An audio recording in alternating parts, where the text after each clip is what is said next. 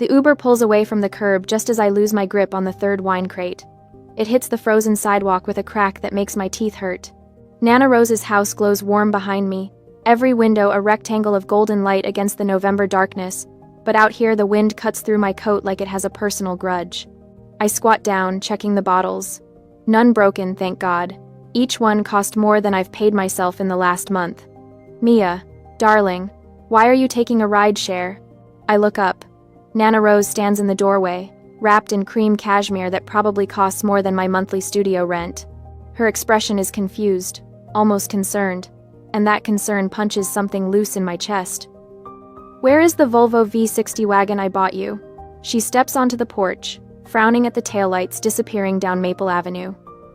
You need that trunk for your paper deliveries. Paper deliveries.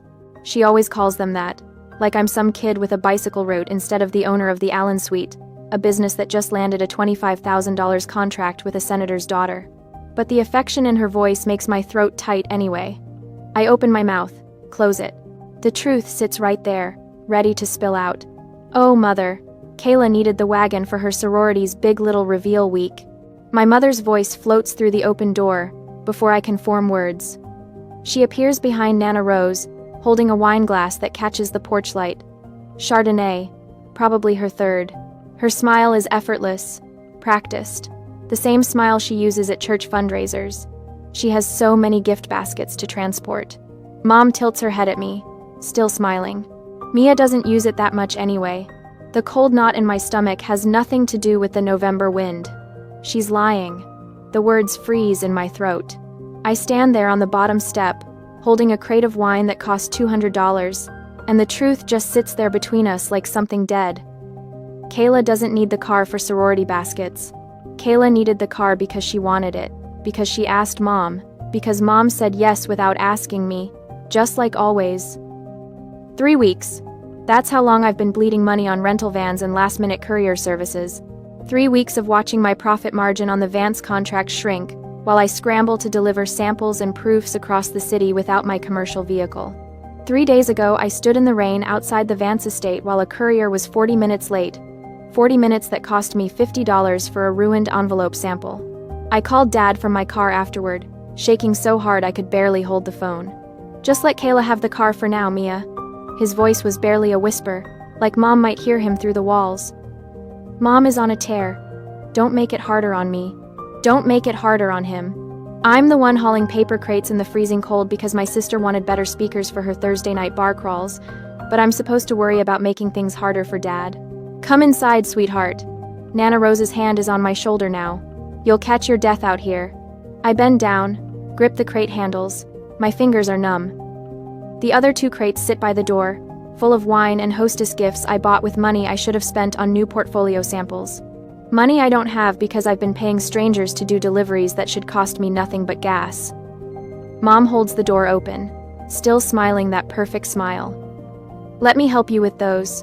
She doesn't move, just stands there, wine glass in hand, waiting for me to carry everything inside myself. I pick up the first crate. It's heavier than it should be, or maybe I'm just tired. Tired of pretending. Tired of being the daughter who doesn't make waves, who doesn't cause problems, who carries her own weight and everyone else's too. Thank you for bringing such lovely wine, Mia. Mom's voice is warm as I pass her in the doorway.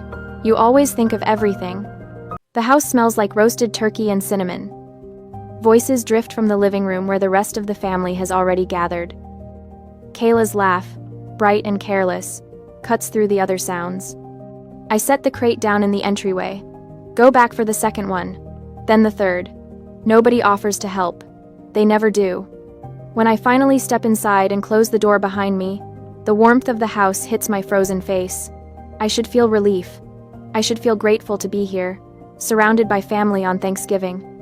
Instead, I feel the weight of that lie settling over everything, like fresh snow covering a crack in the foundation. Pretty on the surface, but the damage is still there underneath. Mom has already disappeared into the kitchen. Nana Rose watches me from the hallway, something unreadable in her expression. I force my face into a smile and carry the wine toward the kitchen, leaving wet footprints on the hardwood floor. Dinner drags on like something wounded. I push turkey around my plate, while Kayla's empty chair mocks me from across the table. Dad keeps checking his watch. Mom refills her wine glass for the 4th time. She texted she's running late. Mom says to no one in particular. Traffic. Traffic. On Thanksgiving evening. Sure. I cut into my sweet potato casserole and taste nothing. The Volvo sits in the driveway right now, probably still warm from wherever Kayla drove it. Probably still reeking of her coconut body spray and whatever energy drink she spilled this week. The doorbell rings at 7:30. An hour and a half late. Finally. Dad pushes back from the table, relief washing over his face like she's done him some personal favor by showing up. I hear her voice before I see her. Bright, careless, laughing about something with Dad in the entryway. Oh my God, the sound system in that car is insane. I had it cranked the whole way here. My fork stops halfway to my mouth. She breezes into the dining room still wearing her Alpha Delta Pi sweatshirt, phone in one hand, car keys dangling from the other. My car keys. She drops them on the sideboard without looking at me. Sorry I'm late. Had to pick up some stuff for the reveal baskets. She slides into her chair, reaches for the mashed potatoes. Mia, you should really use that aux cord more. The bass is incredible. I set my fork down carefully, very carefully, because my hands want to do something else entirely. How was the drive? Nana Rose's voice cuts through the sudden tension. She's watching Kayla with an expression I can't quite read. Great. Oh, but I need to get that decal off the back window. It's kinda big. My stomach drops. What decal? The words come out flat. Kayla waves her hand dismissively. Just our sorority letters. We all got them for the house. It's pink. It's cute. Don't worry about it. Don't worry about it! She stuck a sorority decal on the back of my commercial vehicle. The vehicle I use to meet clients. The vehicle that has my business name printed on the side doors. Kayla. Mom's voice has an edge now. You were supposed to take that off before coming here. I forgot. I'll do it tomorrow. Kayla spoons gravy over her turkey. It's not a big deal. Not a big deal. Nothing is ever a big deal when it's not her business bleeding money, not her reputation on the line, not her vehicle that looks like it belongs to a college student instead of a professional designer. I excuse myself before dessert. Nobody notices except Nana Rose, whose gaze follows me out of the dining room. The guest room is cold. I left my laptop on the bed this morning, and now I open it with shaking hands. QuickBooks loads slowly, each second stretching like taffy. I navigate to the American Express Gold card. My business card. The one I added Mom to 3 years ago as an authorized user. Just for emergencies. Just in case. I filter the transactions by user. The list loads. My breath catches. Sephora. $150. Coded as office supplies. From 2 weeks ago. Delta Airlines. $800. A flight to Phoenix I didn't take. From last month. Row after row of charges I didn't make. Restaurants, bars, a boutique downtown. $600 at some place called The District that I've never heard of. Every single one coded as a business expense. Office supplies, client entertainment, professional development, tax fraud. The words float through my head like they belong to someone else's nightmare. This isn't borrowing. This isn't even stealing. This is corporate embezzlement with my signature on the tax returns. If the IRS audits me, I could go to prison. Not her. Me. Because my name is on the business. My name is on the card. My social security number is on every form. The door opens without a knock. Mia. Dad's voice is soft. Careful. The voice he uses when he's about to ask me to swallow something sharp. Your mom wanted me to check on you. I don't close the laptop. I let him see the screen. Let him see the numbers adding up to thousands of dollars I didn't spend. His face does something complicated. Guilt and resignation fighting each other for territory. Mia, please. He sits on the edge of the bed like the mattress might collapse under the weight of what he's about to say. Your mom promised to pay it back later. She's going through a rough time right now. A rough time. That's what we're calling fraud now. Do it for me? His eyes are pleading. If you cause a scene tonight, you'll kill the mood. It's Thanksgiving. There it is. The same request he's been making my entire life. Don't make waves. Don't upset Mom. Don't make it harder on me. I look at him. Really? Look at him. At the tired lines around his eyes, the gray in his hair that wasn't there 5 years ago. He's 53 years old and still tiptoeing around his wife like she's a bomb that might detonate. Dad. My voice sounds strange, distant. She could send me to prison. Don't be dramatic. But he won't meet my eyes. Just talk to her tomorrow, after everyone's gone home. Please, Mia. For me. He leaves without waiting for an answer because he already knows I'll cave. I always cave. The laptop screen blurs.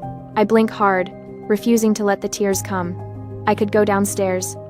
I could rejoin the table, smile through pumpkin pie, pretend everything is fine. I could protect Dad from Mom's mood, protect Kayla from consequences, protect everyone except myself. My phone buzzes. A text from Olivia Vance's assistant, confirming Monday's proof delivery. $25,000 riding on this contract. My entire future riding on this contract. I close the laptop, pick it up, walk out of the guest room. The back porch is empty except for Nana Rose, who stands by the railing with a thin cigarette. I've never seen her smoke before. The cherry glows red in the darkness. I didn't know you smoked, I say. Only on holidays, she says, though I suspect dealing with her daughter counts as a holiday in its own twisted way. She doesn't look at me, when my daughter is particularly unbearable. I almost laugh. It comes out more like a cough. I open the laptop, turn the screen toward her. Watch her face as she scrolls through the transactions, her expression hardening with each swipe.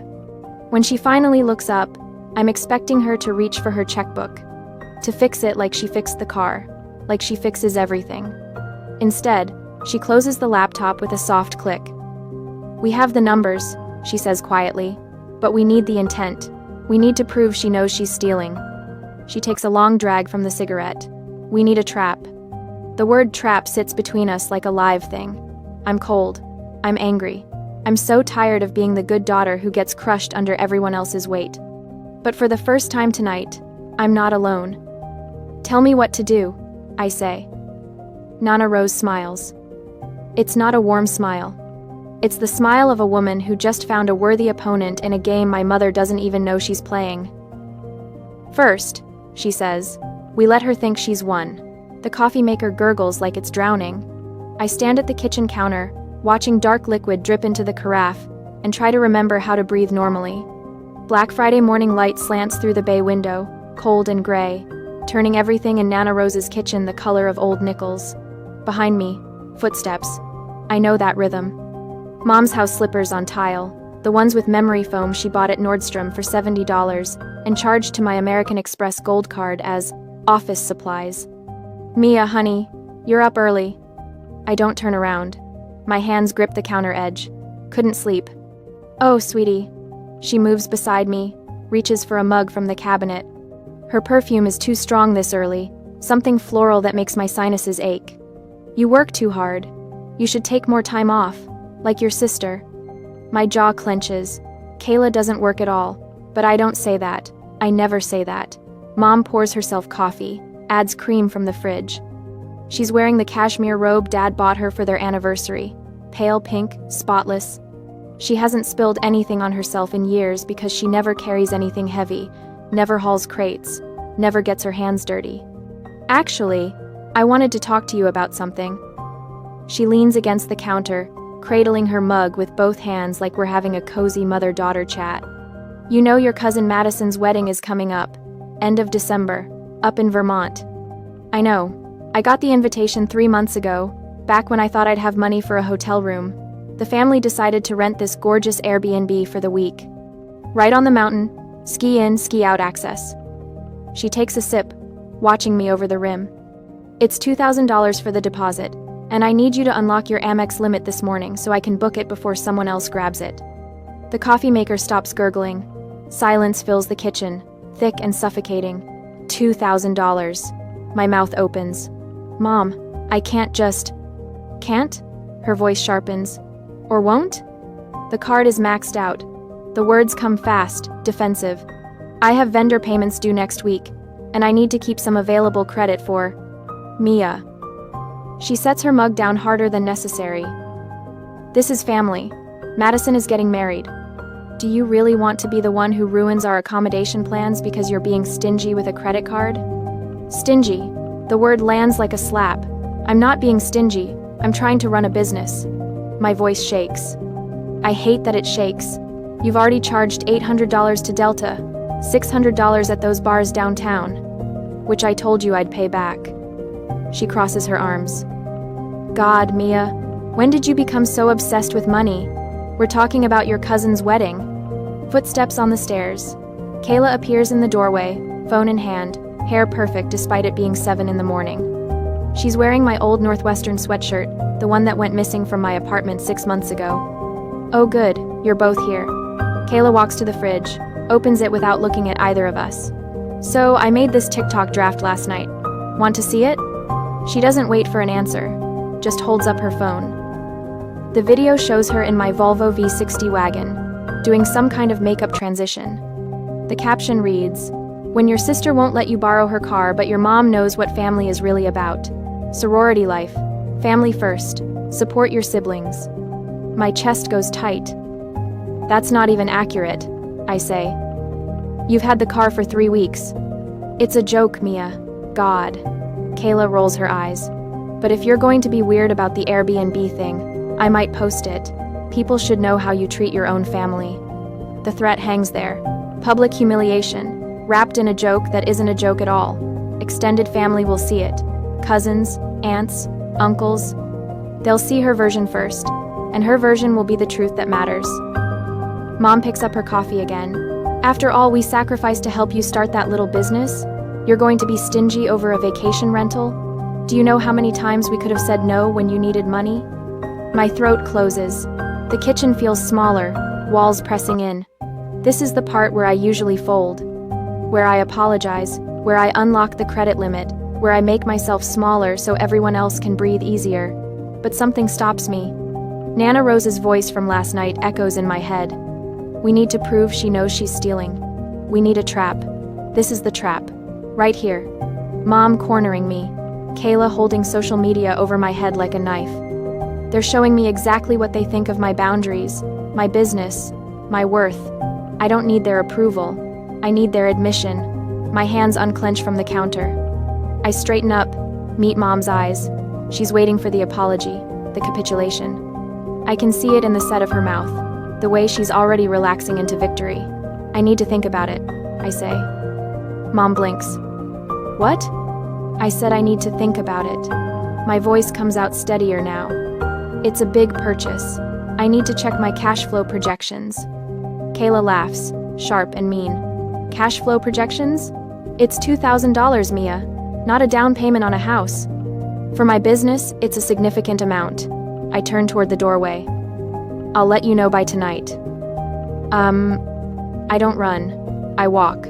Slow, measured steps past Kayla, past the breakfast nook where Dad will appear in 20 minutes, pretending he didn't hear this entire conversation through the ceiling. Behind me, Mom's voice. Mia Allen, don't you walk away from me when I'm talking to you. I keep walking. Up the stairs, down the hall, into the guest room where my laptop still sits open on the bed. QuickBooks spreadsheet glowing in the gray morning light. The door clicks shut. My hands are shaking again, but different this time. Not fear. Not quite. I sit on the bed, pull the laptop onto my knees. Through the window, I can see Nana Rose in the garden below, wrapped in her wool coat, cigarette smoke curling up into the cold air. She turns, looks up at my window. Our eyes meet. She nods. Barely perceptible, just a slight tilt of her chin. I exhale, long and slow. They think I'm weak. They think, I need to think about it, means I'm wavering, that they've almost won, that a few more pushes will crack me completely. They don't know I'm not retreating. I'm positioning. My phone buzzes. Text from Mom. We need an answer by noon. The Airbnb won't wait. I don't respond. Just set the phone face down on the nightstand and open a new document on my laptop. The morning light grows stronger, less gray. Somewhere downstairs, Kayla's laugh rings out. Dad's voice joins the conversation, probably smoothing things over, probably telling Mom to give me space, probably making everything worse by making it easier. But up here, in this room, I'm writing down exactly what was said, word for word, time-stamped, documented. They want me to think about it? I'm thinking about it. Just not the way they expect. I wait an hour. Long enough for them to think I've sulked in the guest room like I always do. Long enough for Mom to refill her wine glass and settle into that smug satisfaction she gets when she thinks she's won. My hands shake as I stand at the guest room mirror. Not from fear, from the effort of keeping everything locked down when all I want to do is scream. The reflection staring back at me looks exhausted, defeated. Perfect. I practice the slump in my shoulders one more time. The way my voice should crack just slightly, like I'm trying not to cry. Nana Rose's words from this afternoon echo in my head. We need her to confess in writing. We need her to believe she's untouchable. The hallway is quiet when I step out. I can hear them in the living room. Kayla's laugh, Mom's voice, lower now, probably complaining about me to Dad. The usual soundtrack of my life. I pause at the top of the stairs. My phone sits heavy in my pocket, already set to save screenshots automatically. Everything has to look natural, submissive, like the Mia they expect. When I walk into the living room, I make sure my footsteps are soft, apologetic. Mom looks up from the couch where she sits with Kayla. Dad's in his recliner, newspaper open but not reading it. They all turn to look at me, and I can see it in their faces. That wary alertness, waiting to see which Mia I'll be, the difficult one or the doormat. I give them the doormat. Mom, my voice comes out exactly right. Tired, a little shaky. I'm sorry. Kayla's eyebrows go up. Mom sets down her wine glass slowly, like she's afraid sudden movements might spook me back into resistance. I've been really stressed about work. I continue, looking at the carpet instead of at her. The Vance contract has me all twisted up. You're right. I'm being ridiculous about the Airbnb. The silence stretches just long enough. Then Mom's face softens into that smile. The one that used to make me feel warm inside when I was little. Now it just makes my stomach hurt. Oh, sweetheart. She stands, crosses to me. Her hand on my arm feels like a brand. I know how hard you've been working. We all do. Dad folds his newspaper, relief washing over his features. Crisis averted, peace maintained. His whole world back in balance. I'll authorize the charge, I say. Each word costs something, not because I mean them, but because I know what comes next and it makes me want to throw up. Just tell me the total. Mom pulls me into a hug that smells like Chardonnay and expensive perfume. Over her shoulder, I see Kayla exchange a glance with Dad. Triumphant. They've broken me again. Put me back in my place. Good. $2,000 for the Airbnb, Mom says, releasing me. She's already reaching for her phone, probably to book it before I change my mind. I'll send you the confirmation. I nod, force my shoulders to stay slumped. Okay. See? Dad's voice has that proud edge now. I knew you'd be reasonable, Mia. Family takes care of each other. Family takes care of each other. The words sit in my mouth like ash. Mom settles back onto the couch, her whole body language different now. Relaxed, confident. She's already won, so what's one more ask? Actually, since you're being so understanding.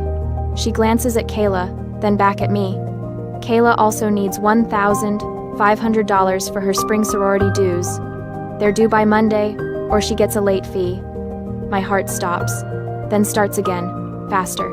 This is it, the moment Nana Rose predicted. The overreach. Kayla nods eagerly, leaning forward. It's not my fault. They sent the email like 2 weeks ago, but I've been so busy with exams I forgot to mention it. Too busy to mention $1,500. Too busy while driving my car to bars and ruining my portfolio samples. I make myself wait. Count to 3. Let the silence build just enough that they think I might push back. Okay. The word comes out small, defeated. I can do that. Mom's smile widens. She thinks she's got me now. Thinks I've crumbled completely. But I hesitate, like I'm afraid to even bring it up. My accountant has been really on my back about audits. Can you just text me exactly what that $1,500 is for? I need to code it as training expenses, or something, so I don't get in trouble with the IRS. It's brilliant because it sounds so reasonable, so careful, like I'm trying to protect myself from the accountant, not from them. Mom doesn't even pause. Of course, honey, that's very responsible of you. She pulls out her phone immediately. No hesitation, no suspicion, just that absolute confidence that she's entitled to my money, that this is how things work. My phone buzzes in my pocket 30 seconds later. I pull it out, hands steady now. The text fills the screen. Stop worrying. Yes, take the $1,500 for Kayla's sorority dues. It's family money anyway. Just send it. Family money anyway. There it is. Black and white. Her own words admitting she doesn't think of my business account as mine at all. Just family money. Just something she's entitled to spend. I read it twice. Screenshot already saved automatically to 3 different folders. Got it, I say softly. I look up at Mom, force my face into something like relief. Thank you for understanding about the coding. Of course, she waves a hand. We don't want you getting audited. That would be a nightmare. The irony would be funny if it didn't make me want to scream. I pull up the American Express app while they watch, process the charge right there in front of them. $1,500 for Kayla's sorority dues, coded as miscellaneous business expense. Done, I tell Kayla. It'll post in a few minutes. She actually squeals, jumps up and hugs me, her perfume overwhelming. Thank you, thank you. You're the best sister ever. The best sister ever. The one she treats like an ATM machine. Well, I'm glad that's all settled. Dad stands, stretching. Who wants pie? Just like that. Crisis resolved. Family harmony restored. They move toward the kitchen like nothing happened, like they didn't just hand me enough evidence to destroy them. Mom pauses at the doorway, looks back at me. Coming, sweetie? In a minute. I gesture to my phone. I need to email my accountant real quick. Let him know I coded the expenses. Always so responsible. She smiles one more time, then disappears into the kitchen with the others. I stand alone in the living room, phone gripped so tight my knuckles are white. The text message stares up at me. It's family money anyway, not anymore. Later, in the guest room with the door locked, I open my laptop. My hands don't shake now. They're perfectly steady as I forward the screenshot to Nana Rose. Her reply comes back in less than a minute. Perfect. Monday morning. My attorney's office. I read it 3 times. Then I look at the text from Mom still open on my phone. That casual, arrogant admission, the absolute certainty that she's untouchable. For the first time in 3 weeks, I smile. Not the fake, exhausted smile I've been wearing like armor. A real one. They think they broke me. They think I surrendered. They have no idea what's coming Monday morning. I open a draft reply to Mom. Thank you for being so understanding about everything. I really appreciate you. My finger hovers over the send button. Then I delete it. Every word. She doesn't deserve my gratitude. Not even fake gratitude. I close the laptop and lie back on the bed, phone dark beside me. Downstairs, I can hear their voices, laughing, celebrating. Already spending money that isn't theirs. Let them celebrate. Let them think they won. Monday is only 3 days away. The call comes at 9:30 Monday morning while I'm reviewing proof sheets for an anniversary dinner client. Mom's name flashes on my screen, and for half a second I consider letting it go to voicemail. But that would tip my hand too early. Mia. Her voice has that edge I know too well. Irritation wrapped in forced patience. My card was declined at Whole Foods. I'm standing here with a full cart, and the cashier is staring at me like I'm some kind of deadbeat. I set down my loop. Keep my voice neutral. Meet me at the studio. What? Mia, just fix whatever mistake you made with the account. I have groceries that need to be refrigerated. The studio. 1 hour. I hang up before she can argue. My hands are steady as I pull up the contact for Nana Rose's attorney. He answers on the second ring, and I can hear the smile in his voice when I tell him it's time. 50 minutes later, I watch through the studio's front window as Mom's Mercedes pulls into the lot. Right behind her, my Volvo V60 bumps over the curb, parking crookedly next to the Mercedes. Kayla is at the wheel. Of course she is. They hunt in pairs, and apparently, she couldn't even be bothered to ride with Mom when she had my gas tank to burn. The conference room looks different today, more formal. Nana Rose sits at the head of the table in a steel gray suit that probably cost more than Kayla's entire wardrobe. The attorney, Marcus Barrett, has his briefcase open beside him, documents already arranged in neat stacks. I take the chair at Nana Rose's right hand. My pulse is hammering, but my face feels cold, distant, like I'm watching someone else's life unfold. Mom's heels click sharp against the tile floor. The studio door opens and she strides in, Kayla trailing behind with her phone out. They both stop dead when they see the setup. What is this? Mom's eyes dart from Nana Rose to the attorney to me. Mia, I don't have time for one of your dramatic little productions. Just fix the card. Sit down, Brenda. Nana Rose's voice could freeze water. Something in her tone makes Mom obey.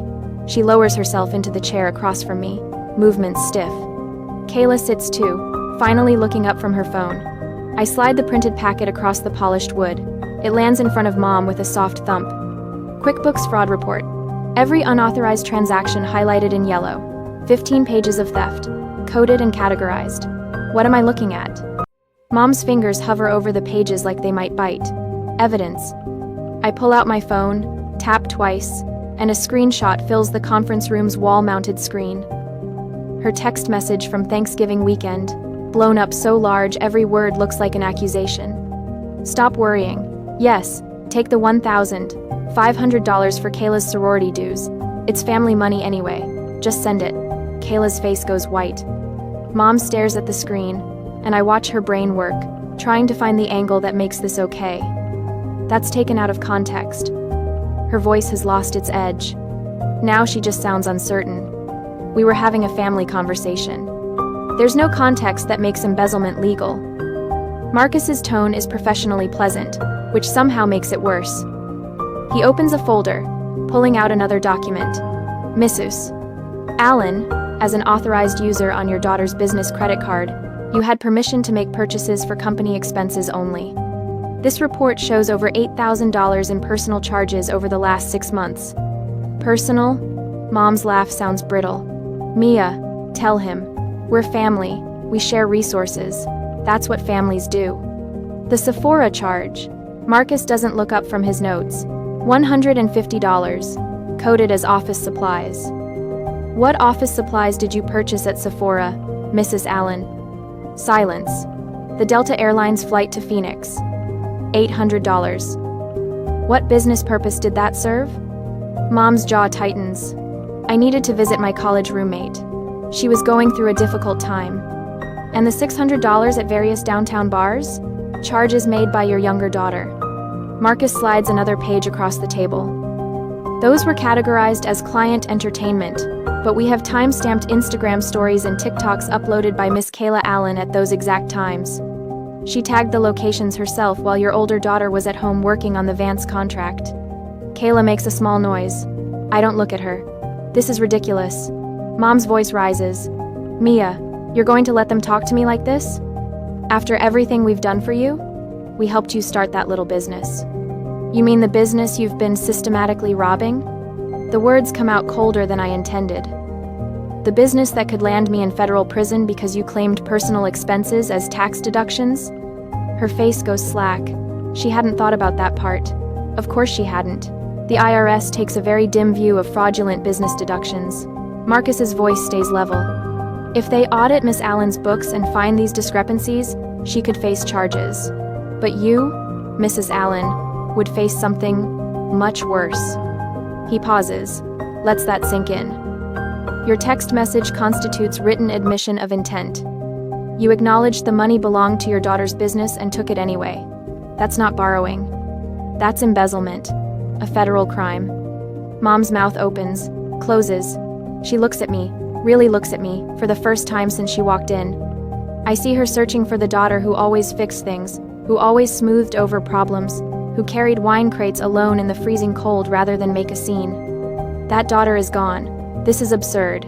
But her voice wavers. Mia, tell them. Tell them I was going to pay it back. Were you? I keep my eyes on hers. When? With what money?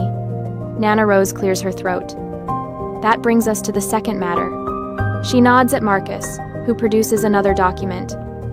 Brenda, I've activated the Generation Skipping Trust. Your father established before he passed. Mom's face goes from white to gray. What? $4.2 million, currently held in trust. It was set to distribute to you upon my death. Nana Rose's expression doesn't change. I've amended the terms. The funds now bypass you entirely and flow directly into a protected trust for Mia. The room goes silent, except for Kayla's ragged breathing. You can't do that! Mom's voice cracks. That money is mine. No, Brenda, it was never yours. It was my husband's, placed in my care to distribute as I see fit. Nana Rose leans forward. You used money to control your daughter, so I'm using money to free her. Mom looks at me again. This time I see panic. Real, raw panic.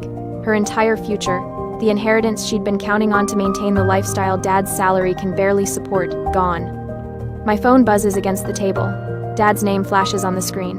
Then again, and again. Fix this, Mia. Think of the family. Your mother is crying. How can you do this to her? Please.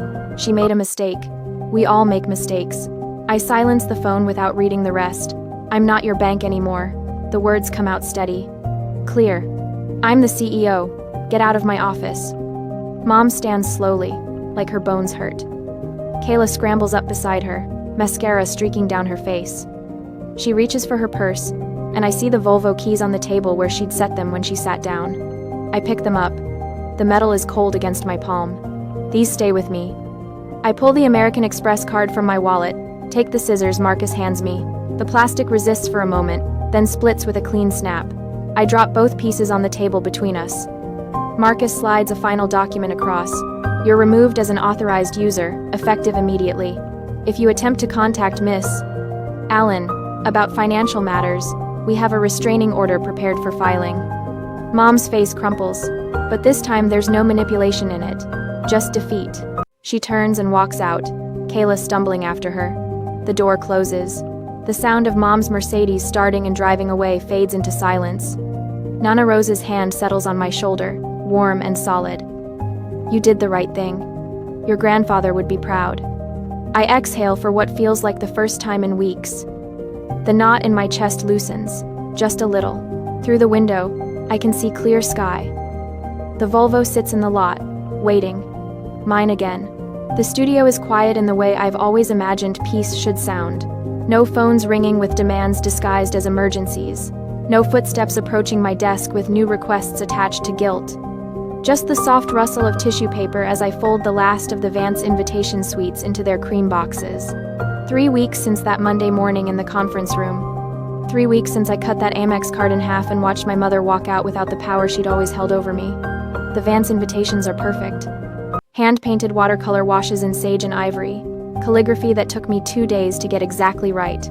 Olivia called yesterday, her voice bright with the kind of excitement that makes this work worth every hour. The senator's daughter doesn't throw around compliments, but she did yesterday, said her mother cried when she saw the final proofs. $25,000, paid in full. In my account, not bleeding out through unauthorized charges to Sephora or Delta Airlines. I tape the last box closed and carry the stack toward the door. My arms are strong enough now that I don't have to make 2 trips. Strong enough that I don't need to ask anyone for help. The parking lot is empty, except for my Volvo V60. It gleams under the afternoon sun, the rear windshield clear and unmarked. Took me an hour with a razor blade and rubbing alcohol to remove that pink sorority decal. The glass is so clean now I can see straight through to the back seat, where my actual portfolio samples sit protected in their leather case. No sticky Red Bull residue. No evidence that anyone ever treated this vehicle like their personal property. I load the boxes into the trunk, the space organized exactly how I need it. Client samples on the left, shipping supplies on the right, emergency kit in the back corner. This is my car, my business, my carefully built life. My phone buzzes in my pocket. I pull it out, see Kayla's name on the screen. A text message, probably another request for money dressed up as a sister asking a favor. The old Mia would have opened it immediately. Would have read every word, analyzing the request, calculating whether I could afford it, wondering if refusing would make me the villain in some family story I wasn't even part of anymore. The new Mia swipes left and deletes the thread without reading a single word. No guilt, no second guessing, just gone. I slip the phone back into my pocket and breathe. The air is cold enough to see my breath, but it doesn't bite the way it did that Thanksgiving night when I stood on Nana Rose's porch holding wine crates nobody offered to help carry. Tonight I'm having dinner with Nana Rose again. We do that now, every Wednesday. She told me last week that watching me walk into that conference room with evidence instead of apologies was the proudest she'd ever been of anyone. She gave me a gift at our last dinner, a frame holding the first dollar bill the Allen suite ever earned. From your labor, she said. Not theirs. I built this. They tried to take it. I kept it. The drive home takes 15 minutes. I keep the windows cracked despite the cold, letting the winter air fill the car. There's a young woman I met last week at a networking event. Said she wants to start her own calligraphy business, but her family keeps asking to be involved. Keeps suggesting they could help manage the money, handle the books, just until she gets established. I gave her the only advice that mattered. Keep your business legally separate from day one. Love doesn't require access to your accounts. She wrote it down in her phone like I'd handed her something sacred. Maybe I had. The light ahead turns red. I stop and rest my hands on the steering wheel, feeling the worn leather under my palms. This car has carried hundreds of pounds of paper, countless client samples, the whole weight of my business on its wheels. And it's still mine. My phone buzzes again. This time it's a call. Robert's name fills the screen. Dad. I watch his name flash on the screen once, twice. Then I press the side button and send it to voicemail. Don't even glance at the notification when it appears 30 seconds later. The light turns green. I press the accelerator and drive forward. Windows still down, cold air still rushing in. The smile on my face isn't the polite people-pleasing mask I wore for 24 years. It's something real. Something I earned. Something nobody can take away.